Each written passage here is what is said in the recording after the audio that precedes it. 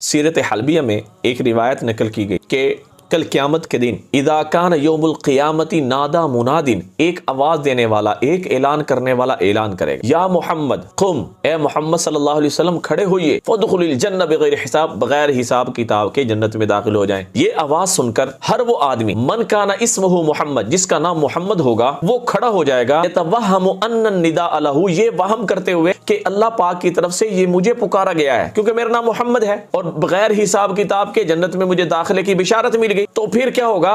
फली करामती मोहम्मदिन सल्लल्लाहु अलैहि वसल्लम ला यमनाउन, किसी को भी यानी जन्नत में दाखिल होने से रोका नहीं जाएगा। फली करामती मोहम्मदिन सल्लल्लाहु अलैहि वसल्लम, मोहम्मद सल्लल्लाहु अलैहि वसल्लम की नाम रखने की बरकत की वजह से, उसके इकराम और इज्जत की वजह से उन सबको जन्नत में दाखिल कर दिया जाएगा। कितनी बड़ी फजीलत है, जिसका नाम मोहम्मद होगा उसको जन्नत में दाखिला मिलेगा आप अलैहिस्सलातु वस्सलाम के नाम की बरकत से।